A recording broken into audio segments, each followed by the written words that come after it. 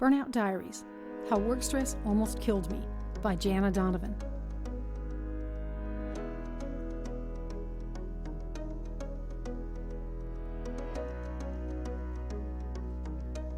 Introduction. When we burn out at work, we are afraid to tell our bosses, partners, and colleagues that we are dying inside. We believe it will make things worse. We become secretive, and the things we do to survive work stress are hidden from others. This forces each of us to learn how to survive it on our own, but no one should have to do it alone. I wrote this book to show how we survive tough times and dark periods brought on by work, to explain my experience, my thoughts, and my opinions as I became burnout and depressed. It is meant to give voice to something other than blame or raging against the corporate world. It is about personal responsibility and individual healing. This book goes much deeper into my life than I'd ever planned. I was ashamed that you would see my desperation, my hidden fear that I was cracking apart, and the doubts I had about whether I would even survive the experience. As I look back over this time in my life, I remember that while others were doing very well at the company, I lived with constant dread and the inability to sleep or even think straight. Nothing I did to make it go away was ever enough. After several months of wishing I had a way out, I recall lying on the hard floor in the middle of the night, entertaining the thought of jumping off the 23rd floor balcony. A chilling fear runs through me when I remember how much I argued with everyone who tried to help, from family members to doctors. I even argued with them when I was considering ending my life. When I began writing, I put these memories aside because I was certain it would be too hard to read. I thought to myself, too dark. No one wants to hear your negative, whiny crap.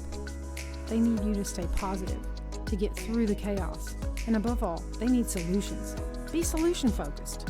So I wrote about research results, better habits, and life hacks, many of which you may already know. My 130-page diary was only supposed to be referenced. The real book was being written to check a box by writing a 90-page how-to guide about work stress.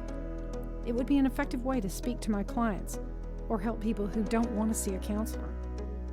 In fact, my original title was going to be The Work Stress Bill of Rights: 10 Ways to Stop Letting Work Stress Kill You. Since I have an MBA, a Master's in Counseling Psychology, 20 years in business, and 8 years as a therapist, this book was to be a convergence of advice informed by research results from both fields. However, what I originally wrote came from a shallow and self-centered place. I was giving advice while looking strong and credible. I was preachy and dry, and frankly, I kept sounding like the short articles we've all read when we Google how to stop a panic attack. The plan was to include a few select portions of the diary I wrote 15 years prior, when I burnt out in a country 15,000 miles from home. But it was only to serve as bonus material. I wanted to help the reader engage more and realize they are not the only one going through this private pain. Then something dawned on me. We don't need more advice. Most of us know what to do to survive a panic attack or decrease work stress. What we don't know is why we sign up for burnout. We also don't know who we will have to become to surmount it. So I've decided to reveal the details of one of the most challenging and dark years of my life. I'm going to show you how I survived it. My story is an intersection of many things: a crisis of faith, being addicted to a job I couldn't do well, fearing I'd lose my husband and son, and wanting to be somebody who mattered. I tell my story through journals, emails, blogs, and online chats. It's a painful, jumbled mashup of my thoughts, but that's exactly how I experienced it. It includes incredible beauty, painful realizations, life-saving love from God, as well as generosity and advice from many others along the way. It should be noted that I have colleagues at my previous employer who did not share my experience, have had lifelong careers there, and enjoyed their time with the company. Moreover, the decisions and actions I describe in this story occurred many years ago, and all employers in this book, and many others worldwide, are making strides to increase awareness and invest in the mental health of their employees. But after 15 years of reflection, obtaining my Master's in Counseling Psychology, and the realization that my story might help someone else, I am ready to tell my personal, painful voyage. I'd like to speak compassionately about my burnout self and what I could have done differently. I want to tell you where it all started and how I walked away from the things that hurt so badly. I'd like to share how I've come to be emotionally wealthy since that time. At the end of the book, I share the irrational assumptions and habits that fed my burnout. I have outlined the changes I made, some of them small and surprisingly effective. My hope is that they can help you too.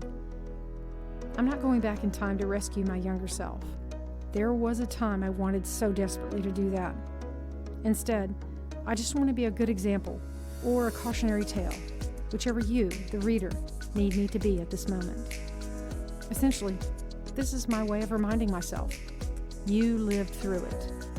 It got ugly, you got ugly, but you survived, and here's how you did it.